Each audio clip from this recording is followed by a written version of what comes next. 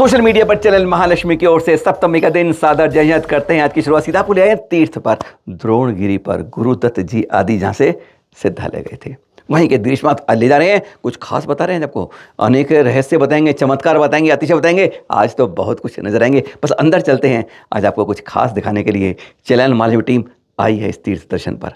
तीर्थों के दर्शन अकेले नहीं, साथ साथ करिए, कई के साथ करिए और तीर्थों पर जरूर जाइए। अनेक रहस्य होते हैं, चमत्कार होते हैं। आज वहीं तो बात करते हैं द्रोणगिरी तीर्थ पर। आपको पूरी परिक्रमा के दर्शन तो हम बाद में दिखा देंगे, पर आज हम इस समय खड़े हैं, इस समय आपके पास गुरुदत्त जी की गुफा के आगे। ये एक फोटो इसलिए खिंचा ली प्रमाण के लिए कि हाँ हम यहाँ आए थे। बाकी फोटो में नजर नहीं आएंगे आपको हम, हाँ पर हाँ इस यहीं से अब हम नीचे चलेंगे उन गुरुदेव के चरणों के पास जहाँ पर कुछ है खास। आज तो बड़ी खास बात करेंगे, यहाँ के मान स्तंभ का रहस्य बताएंगे, अजूबे भी नहीं ढूंढ पाएंगे। मोस्ट हिस्टोरिकल मिस्टीरियस मान स्तंभ इन वर्ल्ड है वो है, हाँ पर बात करेंगे। पहले नीचे चलते हैं जहाँ 3 दिन तक लगातार दिन रात साधना की थी मुनि संतान सागर जी दुर्लभ सागर। पर चलिए अंदर चले। अभी तो बैठकर नहीं आ रहे, देख रहे हैं आप 30 साल पहले यहाँ पर, जिससे आप सीढ़ी से बहुत सुविधा उतरते आ रहे हैं, आनंद से आ रहे हैं। पहले यहाँ बैठकर इस गुफा के अंदर आना पड़ता था। 30 साल पहले इन सीढ़ियों का निर्माण किया गया और यही है वे दर्शन जिसका सबको इंतजार होता है, द्रोणगिरी में दर्शन का। गुरुदत्त आदि मुनिराज ये देख रहे हैं आप, यहाँ पर उनके चरण, यहाँ पर बस यहीं पर आके एकदम ऐसी शांत, यानी सुई भी गिर जाए तो उसकी आवाज आ जाए। एकदम मनोरम, बिल्कुल शीतल, ना यहाँ पे ठंड है ना यहाँ पे गर्मी है, यानी दोनों मौसम में यह गुफा इतनी अनुकूल लगती है। और यही है हमारे गुरुदत्त आदि के चरण, जिसके कारण ही एक द्रोणगिरी सिद्धालय यानी सिद्ध क्षेत्र, यहीं से सिद्धालय गए थे, इसलिए है बहुत रूप से आज हमारे यहाँ सिद्ध क्षेत्रों में गिना जाता है। द्रोणगिरी गुरुदत्त आदि का सिद्ध क्षेत्र। एक खास होता है, जब आचार्य श्री विद्यासागर जी आते थे यहाँ तो यहीं बैठ के ध्यान करते थे और उसकी परंपरा उनके शिष्यों ने निभाई 72 घंटे तक, यानी लगातार दिन रात दिन रात दिन रात, यानी 3 दिन 3 रात यहाँ पर बैठे थे 2 मुनिराज। जरा सुनते हैं, पवन जी बताते हैं। मुनि श्री 108 संतान सागर जी महाराज जी एवं श्री दुर्लभ सागर जी महाराज जी यहाँ पर विराजमान हुए थे 3 वर्ष पहले, और उन्होंने 72 घंटा की तपस्या की थी लगातार बैठ करके गुफा के अंदर। कब की बात है? 3 वर्ष पहले। 3 वर्ष पहले। अब हम आ गए हैं 56, 57, 58, 59 साइड में, 60 सामने जिनालय। इसके प्रांगण में बहुत कुछ खास है। ये बस आज से 2 दिन पहले की तो बात है, आज सप्तमी है, पंचमी की बात करते हैं। बस यहीं पर दोपहर का टाइम था और इलेक्शी समाई करके निकल रहे थे।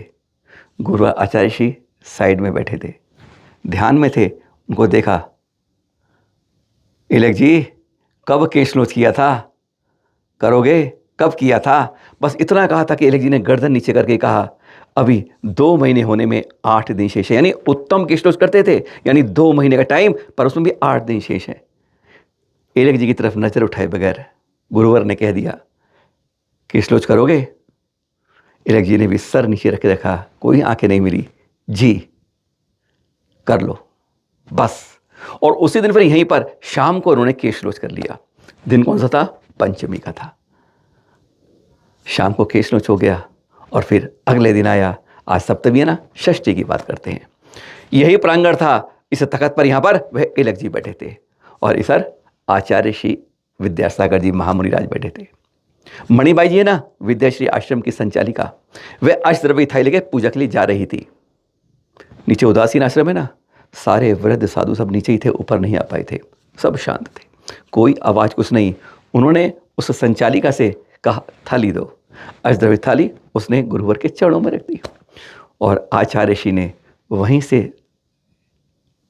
पुष्प लेकर वो लेके उन एलक की दीक्षा कर दी। दिन था कल का चैत्र कृष्ण छठ, आज सप्तमी है। बस वह दिन था, सन 1980 में, शायद 8 मार्च 1980 था। यानी इस तरीके से दीक्षा हो गई। हैरानगी की बात है, कमाल की बात है, कोई आवाज नहीं, कोई लाउड स्पीकर नहीं, कोई कुछ नहीं, कोई वजह नहीं। 8 बजे शुरू हुई और 8:20 पे दीक्षा समाप्त। पहली दीक्षा गुरुवर के पास। कोई लाखों का प्रांगण नहीं लगा, किसी को आमंत्रण नहीं था। आचार्य श्री ने 46 साल पहले इस बात की शुरू कर दी थी। और 46 साल के अंदर हम बिगड़ते बिगड़ते कहाँ पहुँच गए हैं, सोच लीजिए, हैरानगी होती है कहाँ से कहाँ। अगर इस धन को, इसको अपव्यय कुछ कहेंगे, कुछ स्वामी में अपव्यय है। ये पैसा इस जेब से निकल के उन जेबों में जाता है जहाँ से जैनों की जेब में नहीं आता है। अगर उसको बचा के तीर्थों के जीर्णोद्धार के लिए कहें, क्योंकि बार बार हम उसको घुमा के वहीं लाएंगे। अब कान यहाँ से पकड़े, घुमा के पकड़े, पर कान पकड़वा देंगे। उस दिन की बात आज याद आ रही है, क्योंकि आज का दिन भी खास है, वह भी बताएंगे, कुछ अतिशय वही बताएंगे। पर हाँ, ज़रा सुनते हैं। आप हमारी बात विश्वास मत करिए, पर जो यहाँ पर पुजारी ना, उन्होंने हमें क्या बताया, अब वह सुना देते हैं। इस दीक्षा का दिन था, कल का दिन था, चैत्र कृष्ण छठ का दिन था। यह तो जान लिया हमने कि यही स्थल था, इस मंदिर के सामने प्रांगण, दूर से दिखा रहे दर्शन आपको, कि यहीं पर हमारे वर्तमान गुरुवर आचार्य समय सागर जी की दीक्षा हुई थी। पता नहीं था दीक्षा होनी है। और वह कैसी खास बात थी जब आचार्य श्री विद्यासागर जी मुनिराज ने चुपचाप एकदम दीक्षा कर दी, यानी जिनकी होनी है उनको भी जैसे मालूम नहीं था। दोनों भाई थे यहाँ पर, गृहस्थ समय के दोनों शुल्क के रूप में। सुनते हैं प्रदीप जी से इस बारे में कुछ खास। जय जिनेंद्र। देखिए, जैसा कि अपन सबको पता है कि आचार्य भगवान के जो भी कार्य होते थे वो अनियत होते थे। उसी प्रकार से सर्वप्रथम जब यहाँ द्रोणागिरी सिद्धक्षेत्र पर्वतराज पर आचार्य भगवान ने यहाँ पर पहली दीक्षा आचार्य भगवान, आज के वर्तमान के आचार्य भगवान गुरुदेव समय सागर जी महाराज को प्रदान की थी, तब यहाँ पर आचार्य भगवान विराजमान थे। और एक महिला जो थी वो एक सामग्री की थाली ले जा रही थी पूजा करने के लिए। तब आचार्य भगवान उसको इशारा करते हैं और वह सामग्री की थाली वहीं पर ले लेते हैं, रख लेते हैं। और उन्हीं पुष्पों से ही आज वर्तमान के आचार्य समय सागर जी महाराज की दीक्षा संपन्न हो जाती है। पूरे संघ को भी पता नहीं था कि आज आचार्य श्री दीक्षा देने वाले हैं। इसी प्रकार से यहाँ पर आचार्य भगवान गुरुदेव समय सागर जी महाराज की दीक्षा संपन्न हुई थी। आप लोग जरूर आचार्य भगवान की सुना आपने, क्या खास बात। आज आप देखते हैं ढोल बाजे नगाड़े प्रचार के साथ होती है दीक्षाएं, लेकिन गुरुवर ने जब दीक्षा शुरू करी 1980 में, तो किस तरह की ना आवाज़ ना पता, कहते हैं कानो कान दूसरे शुल्लक भाई योग सागर जी, यानी उनको तक नहीं मालूम चल पाया कि दीक्षा कैसी है। बस यही तो है दिगंबरत्व का श्रेष्ठतम रूप गुरुवर का। और अब वर्तमान में भी गुरुवर आचार्य श्री समय सागर जी, जिनको दीक्षा मिली आचार्य श्री विद्यासागर जी महामुनिराज से, बस यहीं पर। यहाँ के 60 नंबर जिला में बड़ा अतिशय है। चोर यहाँ आ नहीं पाते हैं, भाग जाते हैं। कारण बाद में बताएंगे, सारी रोचकता आज क्यों बताएंगे। पर हाँ, इस मानस्तंभ की बताते हैं जहाँ ले आए हैं। ऐसा मानस्तंभ शायद अनोखा है जो पूरा कवर के अंदर, तो खुले में देखते हैं मानस्तंभ आप, यह मानस्तंभ। और शायद ये एक ऐसा अजूबा है जिसमें त्रिकाल 24 विराजमान है।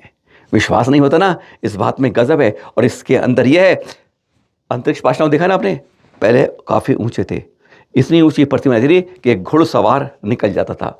धीरे धीरे धीरे धीरे धीरे अब शायद कुछ बाल ऊपर रह गई है, थरा के ऊपर रहती है। इसी तरह मानस्तंभ है, यह मानस्तंभ भी छत से छूरा था, धीरे धीरे कम होता है। नहीं, इतना मत सोचिए, जमीन में नहीं धस रहा है आज भी, क्योंकि जो नीचे की सतह है वह आज भी वैसी है, जमीन में नहीं। तो यह मानस्तंभ कैसे छोटा हो रहा है, क्या हमारी संस्कृति जिस तरह से मिटाने की कोशिश हो रही है, तारीख कोशिश हो रही है, कल सुबह उसके बारे में बताएंगे किस तरह संस्कृति को आज हमारी मिटाकर मात्र 26 से करें। कल सुबह जरूर देखिएगा। पर हाँ, बात ये कर रहे हैं आपसे कि किस तरह छोटा हो रहा है मानस्तंभ। गजब की बात है, रिसर्चों के शोध करने वाले भी हैरान हो जाते हैं कि ऐसा मानस्तंभ दुनिया में अजूबा है जो धीरे धीरे पल पर 13वीं सदी आज तक छोटा होता जा रहा है। हमारी बात पर विश्वास नहीं हो रहा ना, यहाँ के पुजारी जी थे साथ, क्योंकि हमने ना कहते हैं प्रत्यक्ष को भी आज प्रमाण की आवश्यकता होती है। सुनिए जरा उन्हें क्या बताया। द्रोणगिरी तीर्थ सिद्ध क्षेत्र जब हम करते हैं वंदना, तो इसमें खास है यह मानस्तंभ जो 54 नंबर जिनालय माना जाता है। पहले कहते थे ये छत तक छूता था। प्रदीप ये देख रहे हैं 24 ही कह रहे हैं, इसके ऊपर है। प्रदीप शास्त्री जी बताते हैं इसके बारे में कुछ बताइएगा। यह जो अपना मानस्तंभ है, यह चंदेल वंश जो लगभग 13वीं शताब्दी है, 13वीं शताब्दी का ये मानस्तंभ है। और इसका अतिशय ये है कि पहले ये लगभग ऊपर जो अपन देखे शिखर कि वहां पर टच होता था, अब नीचे नीचे ये कम होता जा रहा है। मतलब ये कम नहीं किया गया है, अपने आप कम होता जा रहा है, अपने आप ही कम हो रहा है। अंतरिक्ष पार्श्वनाथ को कहते हैं, उनकी ऊंचाई कम होती जा रही है। और यहाँ द्रोणगिरी में कहते हैं हम, इस मान स्तंभ की ऊंचाई स्वतः कम होती जा रही है। क्या यह पहाड़ के इस देख रहे हैं नीचे, क्या नीचे बैठता जा रहा है? यह एक रहस्य है यह शोधकर्ता का विषय है। पर सचमुच जो पंडित जी बता रहे हैं कि यह जो पहले जो छत से छूता था अब छत से नीचे है, यह बरस दर बरस दिन प्रतिदिन सूत दर सूत कैसे नीचे हो रहा है, यह शोध का विषय है। पर दर्शन के लिए बहुत योग्य है। एक बार करिए और चमत्कार के रूप में, अतिशय के रूप में, आश्चर्य में अपनी आंखों से देखिए। क्या कहा था आपसे हमने इन दृश्य के लिए? ऐसे दृश्य तो आप अब देखते हैं। पर यह चैत्र कृष्ण सप्तमी आज का दिन था, पर वह 1980 में था। आज ही का दिन, तब 9 मार्च था, दिन शनिवार का था, आज शुक्रवार है। उस दिन पहली बार मुनि के रूप में आपके द्वारा दीक्षा हुई गुरुवर आचार्य श्री समय सागर जी से। इसलिए आज का दिन बनता है खास। और यह दिखा रहे हैं क्योंकि 8 को रखा था, पहले दिन रखा था छठ को उपवास, और फिर इसलिए बन गया आज।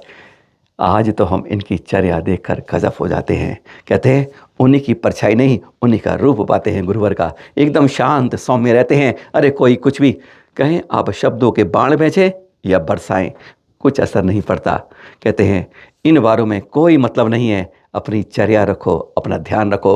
अरे जिस लिए दीक्षा करिए पाइए, उसको चरितार्थ करते रहो, ऐसे दिखाते हैं। इसलिए आज खास दिन पे खास बात बताते हैं। पर अभी बात खत्म नहीं हुई, अभी तो शुरुआत हुई है। बुरा ना मानिए, एक शब्द कहें आपसे, संलेखना कराने वाले महाराज। अगर आप ये कहेंगे ना तो सीधा नाम आएगा आपके नाम में सामने, आचार्य श्री वर्धमान सागर जी मुनिराज, जिनके संग में लगातार ऐसा क्रम बनता रहता है। कहते हैं इस जीवन को उत्तमता पर पहुंचाया जाता है। देख रहे हैं धैर्यवाद के दृश्य। और मुनिश्री पुण्य सागर दीक्षा की ली थी मुनिश्री पूर्ण सागर जी ने 2023 में पहले ली, फिर 2024 में इनकी दीक्षा हुई थी, और अब केस नोच किया इनका खुद गुरुवर आचार्य श्री वर्धमान सागर जी ने, मुनिश्री पुण्य सागर जी ने और अन्य ने इनका केस नोच किया। और इन्होंने संलेखना व्रत लिया। साथ में एक दिन छोड़ के अब मुनक्का और जल ले रहे हैं उत्तमता पर। संभवतः यह उनका अंतिम केस नोच था। गुरुवर आचार्य श्री वर्धमान सानिध्य में इस तरह के कर्म लगातार देखने को मिलता है। कहते हैं ऐसे कर्मों की निर्जरा का सौभाग्य विरलों को मिल पाता है, ऐसे संग में जहाँ उत्तमता का उत्तम रास्ता पहुंचाया जाता है। इनकी गृहस्थवासी की पत्नी थी ना, वह बनी थी आरिका पूर्णिमा मती माता जी।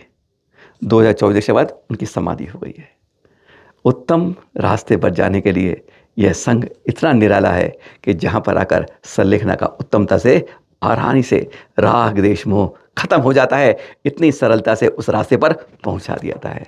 धन्य है गुरुवर और मुनिराज जो शपथ की ओर बढ़ रहे हैं। और हाँ, अब ले चलते हैं आपको एक और तीर्थ पर। आप भी सोच रहे हैं बार बार तीर्थ पर। हाँ, आज महावीर जी के पास आपके पास आए हैं, दर्शन करा रहे हैं, बिल्कुल गजब।